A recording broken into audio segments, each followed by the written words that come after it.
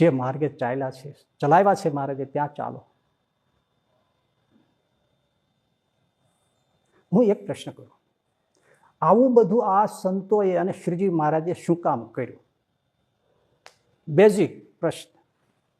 શ્રીજી મહારાજે એટલું સ્થાપ્યું શું કામ, આટલું બધું કર્યું શું કામ, આટલું આગ્રહ શું કામ રાખ્યો? અને આ ગોપાળાનંદ સ્વામીથી માંડીને મેં જે વાત કરી નિત્યાનંદ સ્વામી, એ બધું આ અવતાર ચરિત્રો અને હનુમાનજી વગેરેનું આ બધું કર્યું શું કામ?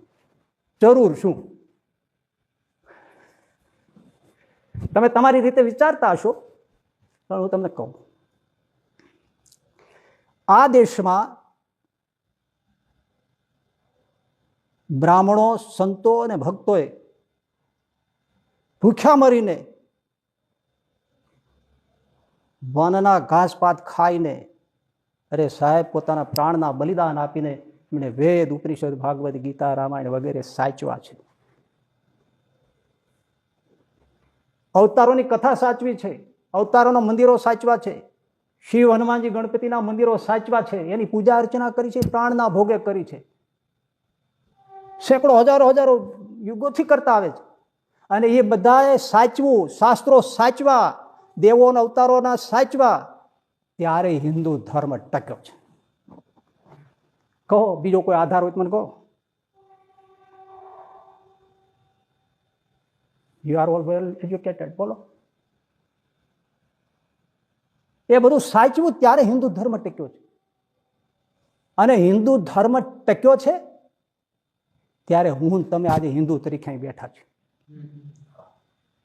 અને હું તમે હિન્દુ તરીકે અહીં બેઠા છીએ ત્યારે જ હું તમે સ્વામિનારાયણ ભગવાનના સંપ્રદાયના આશ્રિત થઈને બેઠા છીએ, જીવતા છીએ. નહીતર ક્યારના મુસલમાન થઈ ગયા હોત. આ મુસલમાન કોઈ આપણે ગીતા, ભાગવત, વેદ, ઉપનિષદ સાચવવાના છે?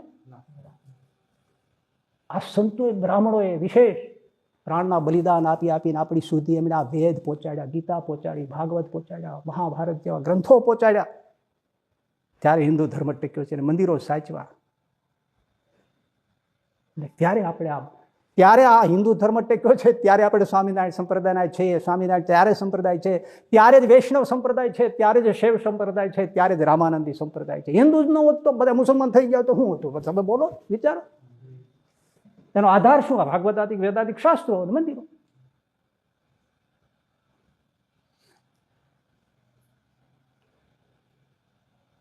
ભાઈ, દુઃખની વાત છે આ. હિન્દુઓ થઈને જ હિન્દુ ધર્મ એને ગમતો નથી, એના મંદિરો ગમતા નથી, હિન્દુ ધર્મનો વિરોધ કરે છે, એના ઉત્સવનો વિરોધ કરે છે. રામ મંદિર ગમતું નથી, શિવ મંદિર ગમતું નથી, રામ મંદિરના તાળામાં આ હિન્દુઓ જ છે.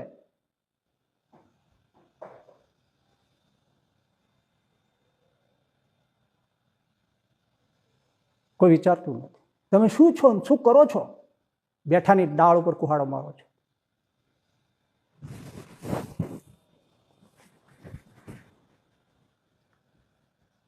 હિન્દુઓ કપાઈને મરી જાય તો જે હિન્દુ છે ને, હિન્દુ ધર્મના વિરોધી છે, જેને આ મંદિરો, ઉત્સવો કાંઈ ગમતું નથી, એ એક શબ્દ બોલતા નથી. હિન્દુ મંદિર તૂટી જાય તો એક શબ્દ બોલતા નથી. હિન્દુ હોવા છતાં હિન્દુનો વિરોધ ધર્મનો કરે છે. એ લોકો સમજી લેજો, તમે એટલામાં બધું સમજી લેજો, બધું મારાથી ન કહી શકાય. અને કાંઈક મુસ્લિમને જરી તકલીફ પડી હોય તો બધા જ બેફામ બોલવા માંડે છે, ચેનલો ગજાવી મૂકે છે. કોઈ હિન્દુનો પક્ષ લેતું નથી, કોઈ હિન્દુ મંદિરનો પક્ષ લેતો નથી. હિન્દુ હોવા છતાં હિન્દુ વિરોધી છે એ લોકોને કહું છું. સમજાય છે ને બધું? એક શબ્દ બોલતા નથી, કોઈ પક્ષ લેતા નથી. અને જ્યારે કપાય છે ત્યારે કોઈ કાંઈ બોલતો નહીં. હિન્દુઓ કપાય છે ત્યારે બાંગ્લાદેશમાં જોયું ને,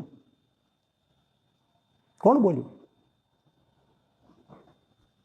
માનવ અધિકાર ક્યાં ગયો?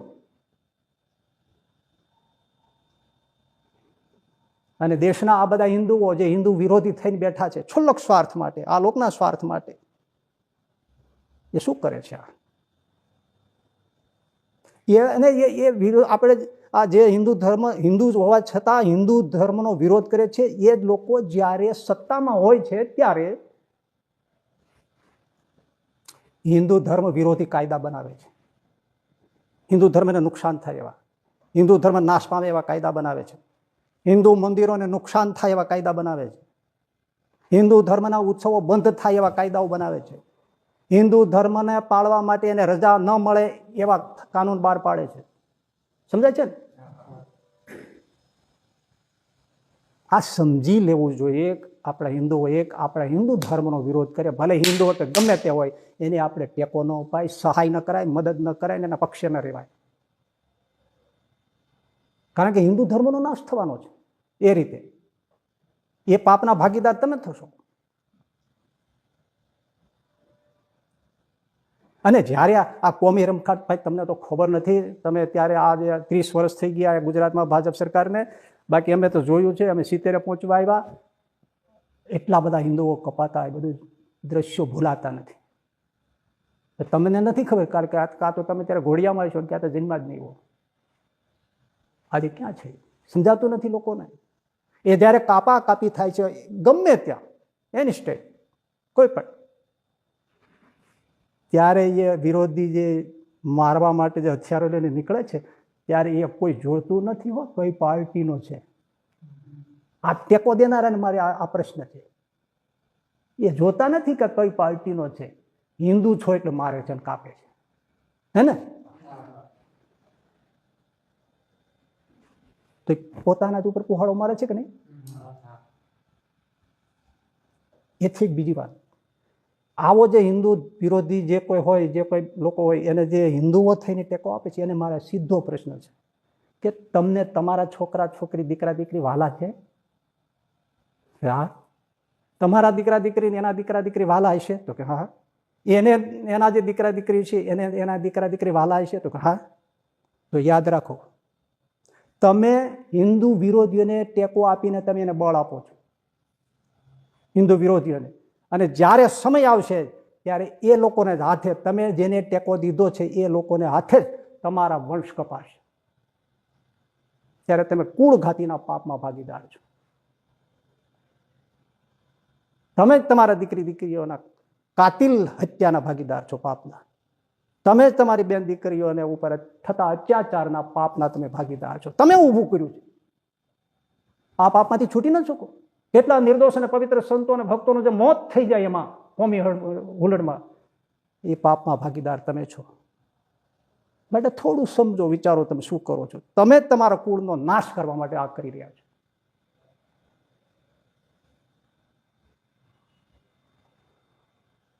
વિચારો.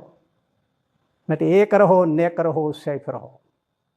આ કરો તો જ તમે સુરક્ષિત રહેશો, તો જ હિન્દુ ધર્મ બચશે. ટૂંકું ન વિચારો બહુ.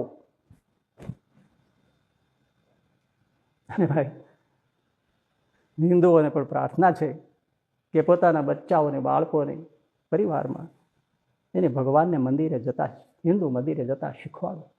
એને રામાયણ આપો, એને ગીતા આપો, એના ચરિત્ર કહો. આજે તો મીડિયામાં ઘણું મળે છે, એ સંભળાવો, દેખાડો, બાળકોને સંસ્કાર પાડો, મંદિર જતા કરો. તમે પણ મંદિરે જાઓ, ઘરમાં સુંદર છબીઓ રાખો, મૂર્તિઓ રાખો, આરતી ઉતારો, દીવાબત્તી કરો, અગરબત્તી કરો, પ્રાર્થના કરો, સ્તુતિ કરો, 2 શ્લોક બોલો, ભગવાનને પ્રણામ કરો. અને સાવ એકને એક બે જેવી વાત છે કે જે પ્રજા પોતાના ઇતિહાસને અને સંસ્કારને ભૂલી જાય છે, સંસ્કૃતિ નષ્ટ થઈ જાય છે. આજે જો તમે મીડિયમ ઇંગ્લિશમાં ભણ્યાની ના નથી, પણ આજે કોઈને સોમવાર, મંગળવાર, બુધવાર આવડતું નથી, સન્ડે મંડે ટ્યુઝડે જ કરે. કાર્તક માગસર પોષમાં ફાગણ ચૈત્ર વૈશાખ જેઠ અષાઢ શ્રાવણ ભાદરવો આસો કોઈને આવડતા નથી. એને January, February, March, April, May, June, July, August, September, October, November, December સુધી પક્ષ શું કહેવાય, બધી પક્ષ શું કહેવાય, કશી ખબર નથી. ધનુર્માસ શું કહેવાય, કશી ખબર નથી. શ્રાવણ મહિનો શું કહેવાય, કશી ખબર નથી. દોષી આપણે છીએ, આપણે શીખવતા નથી બાળકોને.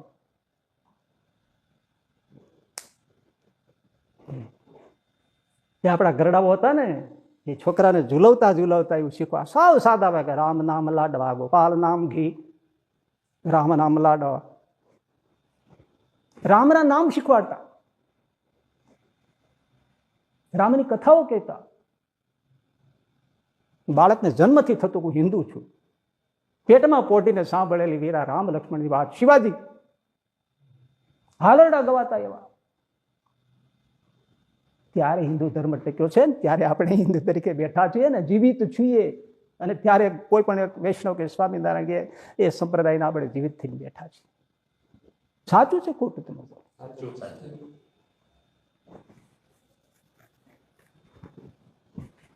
અંગ્રેજીનો અભાવ પણ ન હોવો જોઈએ ને અંગ્રેજી ભાષાનો પ્રભાવ પણ ન હોવો જોઈએ. અભાવ ન હોવો જોઈએ, જરૂરી છે, પણ પ્રભાવ પણ ન હોય કે એના અંગ્રેજીના પ્રભાવમાં તમે આપણા સંસ્કારોને ભૂલી જાઓ, મંદિરને ભૂલી જાઓ, ભાગવત રામાયણ શાસ્ત્રને ભૂલી જાઓ, ઉપાસનાને ભૂલી જાઓ, નામ જપને ભૂલી જાઓ, સાધુ સંતોને ભૂલી જાઓ. એ પ્રભાવમાં લેવાઈ ગયા. એ મિટ્ટી હે બલિદાન કી.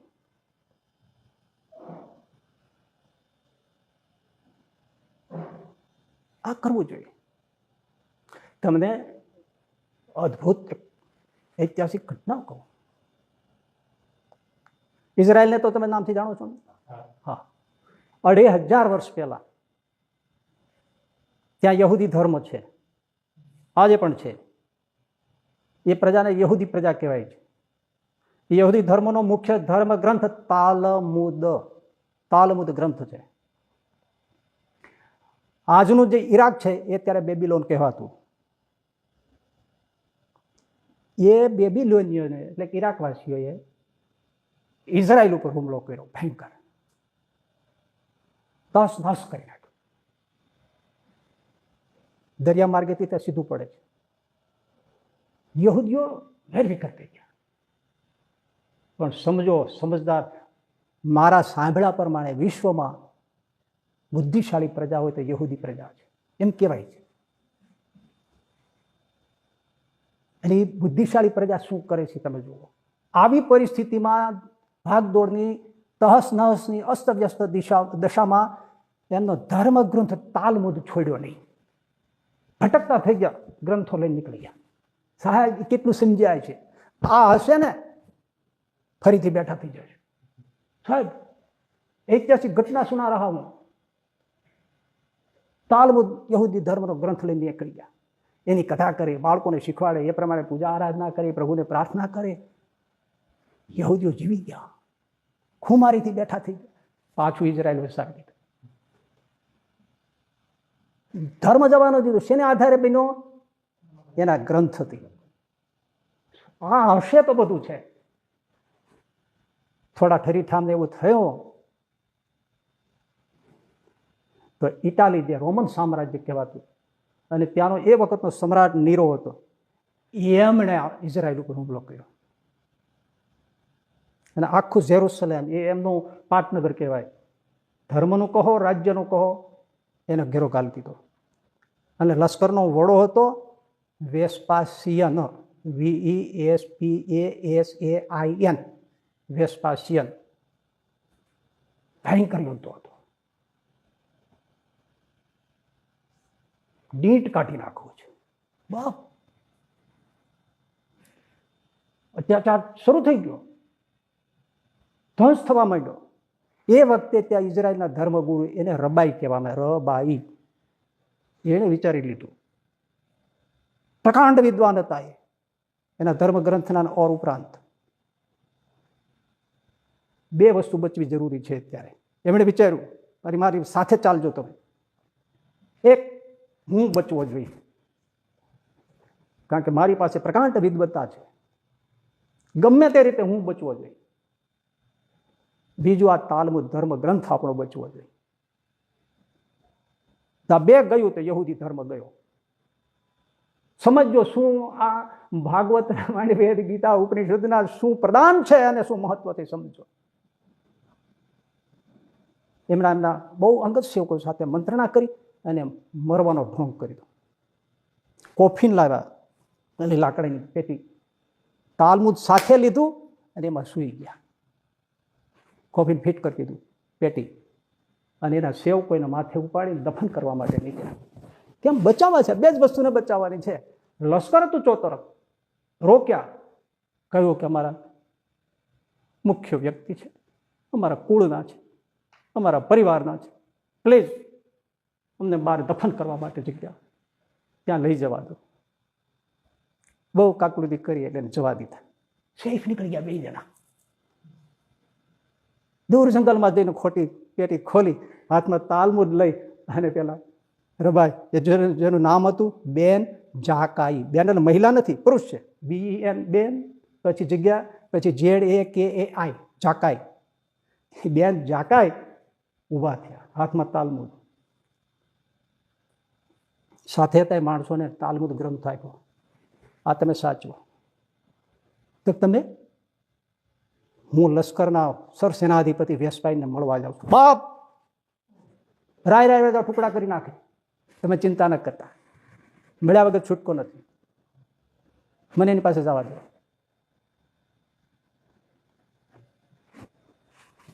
ખુલ્લા હાથે ગયા. વેશભાઈ લશ્કરો સરસેનાધિપતિ આમ જોઈ રહ્યો, કઈ યહૂદી જ દેખાતા હતા. કોણ છો? હું ધર્મગુરુ છું, યહૂદી ધર્મનો. અરે તમારી હિંમત કેમ ચાલી મારી પાસે? વિકરાળ પ્રાણીઓને પણ હું આમ હાથની મુઠ્ઠીમાં પકડીને ચોળી નાખું, તમે હિંમત કરી? હા, એટલા જ ફૂલ જાઓ મૃદુલ અવાજથી બોલ. હા, મારે તમને ભેટ આપવી છે. ઓ, અદ્ભુત ભેટ આપી છે, મારા આશીર્વાદની. આશીર્વાદ કહો તો આશીર્વાદ, અને ભવિષ્ય કહો તો ભવિષ્ય. એ અદ્ભુત ભેટ તમને હું આપવા આવ્યો છું. કોને ના ગમે? પણ સાંભળો વેશભાઈ, એના બદલામાં હું એક નાનકડી માગણી મૂકીશ, એ તમારે મંજૂર કરવાની. સાહેબ આમ રૂવાડા ઉભા થઈ જાય આપણા. સરસેનાધિપતિ કે વેશભાઈ, જો એવું જ અદ્ભુત આશીર્વાદ અને ભવિષ્ય હશે તો હું જરૂર તમારી જે કહો તે માગણી. શું છે આપની માગણી? મારી નાનકડી માગણી છે, મને મારી રીતે એક સ્કૂલ, શાળા બનાવવા દેવાની, અને એમાં મારા યહૂદી ધર્મનું શિક્ષણ અને એના ધર્મ ગ્રંથનું શિક્ષણ આપવાની મંજૂરી આપી, અને એમાં હું જે મોટા મોટા વિદ્વાનોને મને ચાહે તે રાખું, એના ઉપર કોઈ પ્રતિબંધ નહીં, અને કોઈ શિક્ષણ આપવા ઉપર પ્રતિબંધ નહીં. આટલી જ નાનકડી ખડખડાટ પેલો હસ્યો. 42 છોટા સા બચ્ચા હો, આવડા સામ્રાજ્યનો આશીર્વાદ આપવાનો. આગળ બોલી ગયો, પણ એ કે આટલી જ માગણી છે? તો કે હા, ઠીક છે. તો શું તમે મને ભેટ આપવાના છો? શું આશીર્વાદ છે? જો અદ્ભુત આશીર્વાદ હશે, અદ્ભુત ભવિષ્ય છે, તો તમારી માગણી જરૂર સંતોષીશ. તમે ટૂંક સમયમાં રોમન રાજ્યના સમ્રાટ બનશો. અશાક્ય. હું સેનાધિપતિ છું, મારાથી રોમન સમ્રાટ ના બની શકાય. મારા આશીર્વાદ છે, ભવિષ્ય કહો તો ભવિષ્ય, અને આશીર્વાદ કહો તો આશીર્વાદ. તમે રોમન સમ્રાટ બનશો.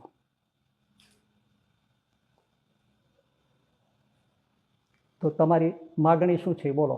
એટલે એમણે આ માગણી કીધી. એટલે હસ્યા. 42 આટલું મોટો આશીર્વાદ, આટલો મોટો અદ્ભુત ભેટ અને ભવિષ્ય, એની સામે આટલું જ? આટલાથી મને સંતોષ છે. શું વાત કરો તમે, જોવો તો કરે એટલે શું માગ્યું.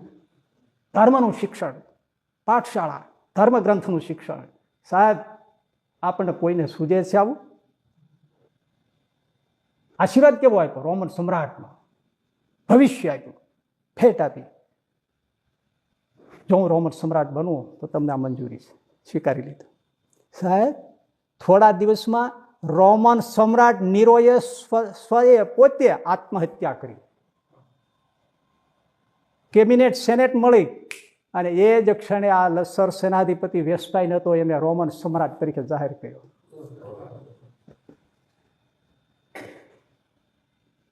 ઓલાને પ્રતીતિ આવી ગઈ. દુઆ, આશીર્વાદ કહો કે ભવિષ્ય કહો, ક્યાં હતો ને ત્યાં પહોંચ્યો. પણ બાંધી લીધો તો ત્યારે ધર્મની શિક્ષામાં નહીં કરવાની. તમે જુઓ તો ખરા ભાઈ, આપણે કેવા છીએ ને વિચારનારી પ્રજા કેવી છે. આપણે હિન્દુઓને શરમથી માથા નીચે ઝૂકવા જોઈએ. જે આપણે ગીતા અભ્યાસક્રમમાં આવે એનો પક્ષ લઈ શકતા નથી. હા, એમણે શાળાઓ ખોલી, વિદ્વાનો રાખ્યા, તાલમુદ ધર્મ ગ્રંથનો અભ્યાસ કર્યો, વિદ્વાનો દ્વારા શિક્ષણ કર્યું. ઇઝરાયલ બેઠું થઈ ગયું, જે તમારી નજર સામે છે.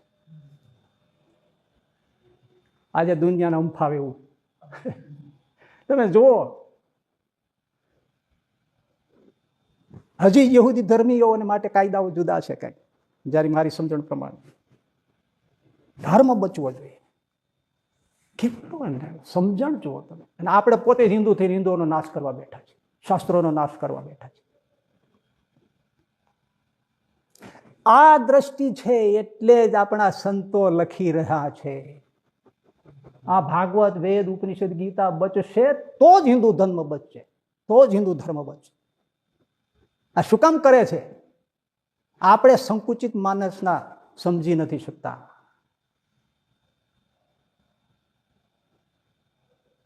એટલે શ્રીજી મહારાજ શિક્ષાપત્રીમાં લખે છે 93 માંથી 95 શ્લોક સુધી 8 સત્શાસ્ત્રો અમને પ્રિય છે. શબ્દ શું વાપર્યો? અમને પ્રિય છે.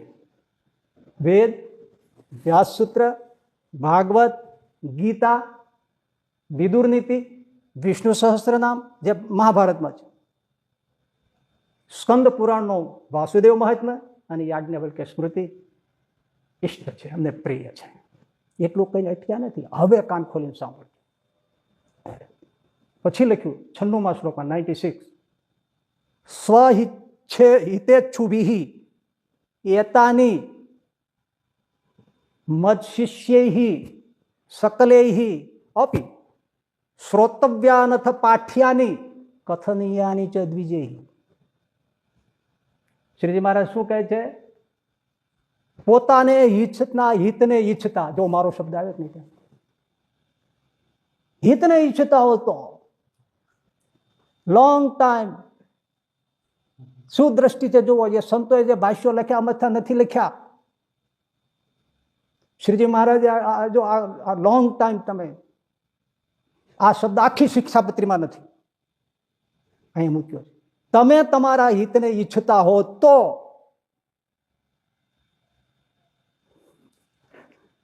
પાછો શબ્દ વાપર્યો, મત શિષ્ય, મારા શિષ્યોએ. આ ઘણા લોકો શિક્ષાપત્રીમાં આજે બધા ફાટા પડી ગયા, એમાંથી કોઈ કહેતા ને શિક્ષાપત્રી તો સામાન્ય છે ને એ સર્વજન હિતાય લખી છે, સર્વ સામાન્ય માણસો માટે લખી છે. મત શિષ્ય, મારા શિષ્યોએ. પછી અટક્યા નહીં, સકલે, બધાએ, સઘળાએ, એક પણ છોડ્યો નહીં. મારા બધા શિષ્યોએ પણ આ શાસ્ત્રોને પોતાની હિસ્તતાઓ એમણે સાંભળવા. સાહેબ આગલી વાત કરી બધી તાળો મળી ગયો ને, એને સાંભળવા. અને બ્રાહ્મણ હોય એમણે પાઠ્યાની ભણવા, ભણાવવા અને એની કથા કરી. આ દ્રષ્ટિ છે. તમે હિન્દુ હશો ને તો આ બધું છે. અવતારો સાચવાય છે, પંચદેવો સાચવાય છે, ભાગવદાદિક વેદાદિક શાસ્ત્રો સાચવાય છે, તો તમારું અસ્તિત્વ છે. હવે તો તમને આમ એક ને બે જેવા આમ બરાબર સમજાઈ ગયું છે. એટલે પાછા કેટલા ભગવાન સ્વામિનારાયણ આમ સૂઝ પકડ ધરાવે છે. વચનામૃત વડતાલમાં 8 શાસ્ત્રોના ફરીથી નામ આપ્યા અને એમાં એમ કહ્યું કે આ 8 શાસ્ત્રો છે એ આપણા સંપ્રદાયના પ્રમાણરૂપ છે. 8 નામ ગણાય. હવે મારે જે કહેવું છે ને એ યહી હૈ. हाँ, कुछ लोगों को अच्छा नहीं लगेगा, लेकिन जो है सो है. અબજી બાપાના નામે જે રહસ્ય વચનામૃત જે લખાયું એમાં વડતાલના 18મા શ્રીજી મારા 8 સત્શાસ્ત્ર લખ્યા, ગણાવ્યા. એની જે ટીકા છે એમાં એમ સમજાવવામાં આવે છે કે શ્રીજી મહારાજે અહીંયા 8 સત્શાસ્ત્રો કહ્યા એ તો પરોક્ષના છે. અને મધ્યના 58મા વચનામૃતમાં મહારાજે એમ કહ્યું છે કે આપણા સંપ્રદાયની પુષ્ટિ આપણા ઈષ્ટદેવ સંબંધી સંપ્રદાય સંબંધી ગ્રંથો એનાથી જ થાય છે. તો આ તો વિરોધ આવ્યો. તો આનું શું? બાપાશ્રીને નામે ઉત્તર લખાય છે. બાપાશ્રી નથી કઈ, એને નામે ઉત્તર રહસ્ય આશ્રમ આ જ છે, લખાય છે. શું ઉત્તર લખી સાંભળજો. શ્રીજી મહારાજ મનુષ્ય ભાવે બોલે છે એટલે પરોક્ષ શાસ્ત્રોના નામ લીધા છે. પણ આપણે એ પરોક્ષ શાસ્ત્રને નહીં, આપણા સંપ્રદાયના વચનામૃત, ભક્તિ ચિંતામણી, હરિચરિત્ર ચિંતામણી, હરિલીલામૃત, સત્સંગી જીવન, સત્સંગી 14 ગ્રંથોના નામ ગણાયો. આપણે આ શાસ્ત્રો ભણવા, વાંચવા, સાંભળવા અને એમાં જેમ કહ્યું છે તેમ કરવું. એનો મૂળિયું જ કાપી નાખ્યું. સમજાય છે ને? હિન્દુ ધર્મનું પોષકતાનું જે મૂળિયું હતું ને એ કાપી નાખ્યું. જેના માટે શ્રીજી મહારાજ આમ જીવ ઉપર આપી લે છે, મત શિષ્ય સકલેહી, સઘળા શિષ્યો એક પણ છોડ્યો નથી, એ કાઢી નાખ્યું. જે બધા વચનામૃત રહસ્યાર્થ ટીકાઓ અને સર્વ સાર ને આ વચનામાં શ્રીજીમાં સંપ્રદાયનું સાર એમ ગણાવીને જે વાતો કરે છે એ ક્યાં મેળ ખાય છે? અમને ઘણું રોવું આવે છે, પણ કોની આગળ રોવા જાય? જડ કાપી નાખી. ભાઈ એમાં સમજો. હું તમને તમારી રીતે એક વાત કહું. તમારી પાસે મોબાઈલ છે? તમારી પાસે છે? તમારી પાસે બધા પાસે છે ને? ઓકે. એ મોબાઈલથી તમે ખાવા પીવાનું, કપડાં લતા, વસ્ત્ર, મકાન, ગાડી બધું મંગાવી શકો છો. તમે બિલ ચૂકવી શકો છો, બિલ લઈ પણ શકો છો, પૈસા આમથી કરી શકો છો, પૈસા ત્યાંથી કરી શકો છો, બધું કરી શકો છો. કોઈ વસ્તુ વેચી શકો છો, કોઈ ખરીદી શકો છો, ઘર બેઠા લાવી શકો છો. બધાનું સાધન શું છે? મોબાઈલ. તમારા માટે પોષણ કરતા છે ને? બરાબર. ક્યાં સુધી? એમાં બેટરી ચાર્જ છે ત્યાં સુધી, ચાર્જિંગ છે ત્યાં સુધી. વીજળી ન હોય તો આ લોઢાનો કટકો થઈ જાય. એને મોબાઈલ ન કહી શકાય. વાત પતી. એમ આ ભાગવત, વેદ, પુરાણ, શાસ્ત્રો આપણા જે છે, મંદિરો છે, અવતારો છે, પંચશિવાદિક દેવો છે, એ હિન્દુ ધર્મનું પાવર હાઉસ છે. એ પાવર હાઉસ છે. તો આ જે ફોન છે, મોબાઈલ છે ને, એ બધા સંપ્રદાયો છે. તો એ ચાર્જ થાય છે અને જીવિત રહે છે, એનું કામ કરી શકે છે, બધાને પોષણ કરી શકે. અન્યથા જો પાવર હાઉસ બંધ થઈ ગયું, જતું રહ્યું, તો કશું જ રહેશે નહીં.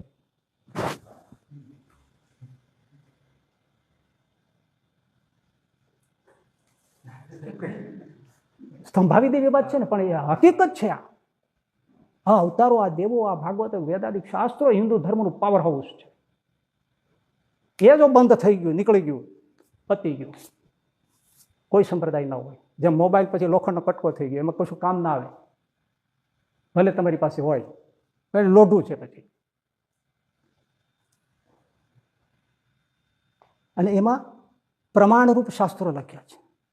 તમને ખબર છે આજે વાપરતા હોય કે નહીં? અત્યારે મશીનો આવી ગયા હોય. નહીતર તો સોની લોકો સોનું કેવું સાચું ખોટું છે એ કસોટીનો પથ્થર ઉપર આમ કસે, તરત જોવે સાચું ખોટું, કેટલા વળવું, કેટલા પર્સન્ટેજ સોનું છે, કસોટીનો પથ્થર. એમ આ 8 સત્શાસ્ત્રો એ કસોટીનો પથ્થર છે કે તમે જે તત્વજ્ઞાન રજૂ કરો છો એ આમાં છે. એટલે શબ્દ વાપરો, પ્રમાણરૂપ છે. ઓથેન્ટિસિટી, પ્રામાણિકતા સિદ્ધ કરવાનું, પ્રમાણિત કરવાનું આ સાધન છે. અહીંયા કસોટી એટલે લખીને ગયા છે. ઓથેન્ટિક તમે છો કે નહીં, પ્રમાણિત છો કે નહીં, આ કસોટીનો પથ્થર છે. અને તમે જુઓ ને, આ BFS વાળા ભદ્રેશ સ્વામી, અક્ષર પુરુષોત્તમ વાળા, એને ઉપનિષદ ને એના બધા ભાષ્યો લખ્યા. રામાનુજના પીઠના વિદ્વાનો એ કાઢી નાખ્યા. તદ્દન જૂઠ છે અક્ષર પુરુષોત્તમ દર્શન, અક્ષર પુરુષોત્તમ સિદ્ધાંત. વિશિષ્ટાત્મકવાદી છે બધા રામાનુજ પીઠના. એ વિરુદ્ધ છે, એ સબ વિરુદ્ધ હે મત. કારણ કે ઉભય કારણવાદ ઉભો કર્યો છે. એક જ પરમાત્મા પુરુષોત્તમ નારાયણ સર્વ કારણના કારણ છે. એમણે અક્ષર બ્રહ્મ અને પરબ્રહ્મ 2 કારણ ઉભા કર્યા છે. ઉભય કારણવાદ ઉપર મૂક્યો છે. વિદ્વાન વિશિષ્ટાદ્વૈતના રામાનુજ પીઠના વિદ્વાનો કહી એ અક્ષર પુરુષોત્તમ દર્શન સિદ્ધાંત સબ જૂઠ है. કસોટીના પથ્થર ઉપર ચાલેલી છે. એટલે લખીને ગયા છે આપણો બાપુ. એમ તમે મૂર્તિના તેજરૂપ ધામની વાત કરો છો, કશો અહીંયા બોલાવો ફડાકો.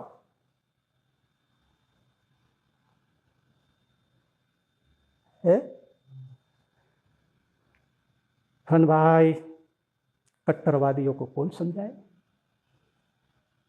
कौन समझाए? આટલું સહજ આપણને આટલું સમજાય તો બસ થઈ જાય કે કેમ રાખવું જોઈએ, શું રાખવું જોઈએ, કેમ સાચું છે, કોણ ખોટું છે, કેવી રીતે કરવું જોઈએ. પણ આખી વિપરીત જ એ લોકોનો વિચાર આવે. શું કે ખબર છે?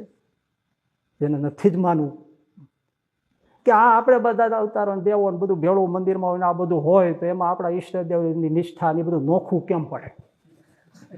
આ બધો લબાતો ભેળો હોય તો નોખું કેમ પડે? હવે તો નોખું કેમ પડે? આપણા ઈષ્ટદેવની નિષ્ઠા કેમ થાય? સુન લો, પતિવ્રતા નારી, એના ઘરમાં દિયર હોય, જેઠ હોય, પતિ હોય, સાસુ સસરા, કેટલાય એના ભત્રીજા દીકરા દીકરા કેટલું હોય, 50 જણાનું કુટુંબ હોય તો કેટલું હોય, 25 જણાનું હોય તો કેટલું હોય, 15 જણાનું હોય તો કેટલું હોય, ત્યાં એને પતિ નોખો નથી પડી જતો? મને તો રોવ આવે. સીધી વાત છે આમાં. પણ જેને માનવું જ નથી,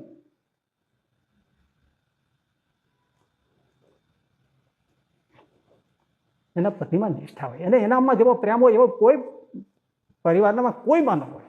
એ પતિવ્રતા નારી છે. હે, પ્રીતનો મિનિંગ સમજો તમે. આ તમે જુઓ, નરસિંહ મહેતા હોય કે આપણા પર્વતભાઈ હોય કે ગોવર્ધનભાઈ હોય, બધા ઘરમાં જ રહેતા હતા ને, ઘર ભાગીને ભક્તિ તો નતા જ ગયા. બરાબર, એમને શ્રીજી મહારાજ સિવાય ક્યાંય પ્રીત હતી આ આખા બ્રહ્માંડમાં ક્યાંય? છતાં એમના દીકરા દીકરી બધામાં એને જાળી મળીને રહેતા હતા કે નહીં? એને નોખું પડી જતું હતું કે નહીં કે મારો ધણી કોણ છે? નરસિંહ મહેતા બધાને સાચું હતું, પણ એને એમાં આસક્તિ નહોતી. તેમ એ નફરતી નહોતા કરતા, પ્રેમથી બધાને સાચવતા. પર્વતભાઈ પ્રેમથી સાચવતા, ગોવર્ધનભાઈ પ્રેમથી સાચવતા. સાચું છે? છતાં એને ક્યાંય પ્રીત નહોતી. ભગવાન પુરુષોત્તમમાં પ્રીત અનન્ય રાખવી અને આ સાચવવું, એને તો સમત્વમ યોગ મુચ્યતે. હે અર્જુન, આ સમતા રૂપી છે એ જ યોગ છે. ક્યાં જવા જવું ભાઈ? આ જ છે.